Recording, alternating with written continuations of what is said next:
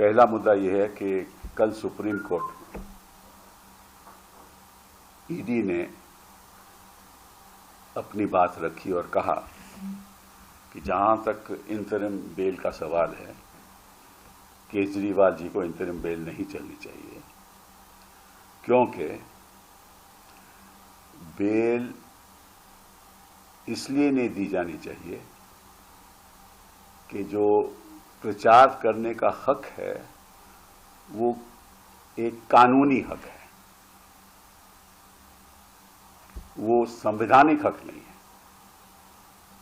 तो कोई कहे कि मुझे अंतरिम बेल पे आप रिहा कर दो, तो संविधान के आधार पे वो गलत होगा।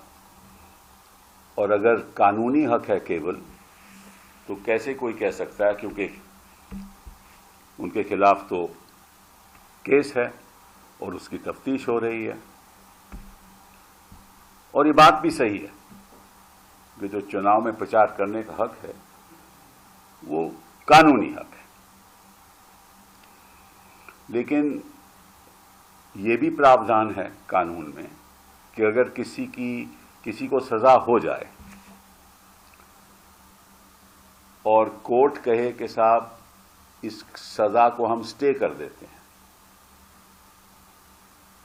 तो प्रचार में हिस्सा ले सकता है ना। तो जिसको सजा हो जाए उसको कोर्ट स्टे करके हक दे सकता है कि आप जाकर प्रचार कीजिए, चुनाव है तो प्रचार कीजिए। वो भी हक दे सकता है कि आप अपना नॉमिनेशन फॉर्म भी फाइल कीजिए, आप चुनाव भी लड़ सकते हो। अब इनसे पूछिए कि हार्दिक पटेल कैसे चुनाव लड़े थे।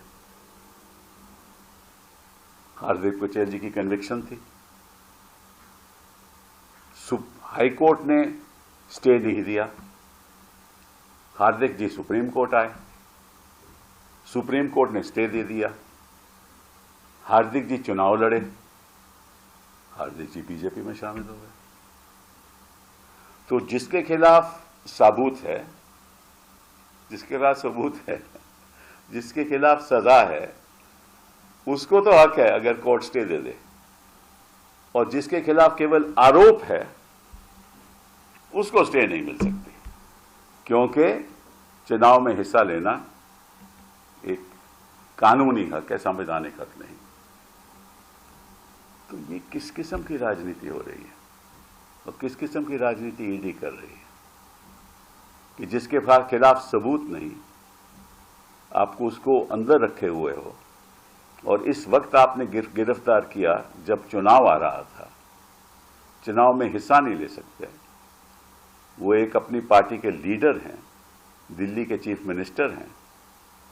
तो ये छोड़िए, सब इन पदों को छोड़िए, लीडरशिप को छोड़िए, चीफ मिनिस्टर हैं वो भी छोड़िए, इस देश के नागरिक तो हैं ना। और मालूम सुप्रीम कोर्ट ने क्या कहा है कि फेयर एंड फ्री इलेक्शन, मतलब कि निष्पक्ष चुनाव, basic structure of the constitution, मतलब कि संविधान का बेसिक स्ट्रक्चर।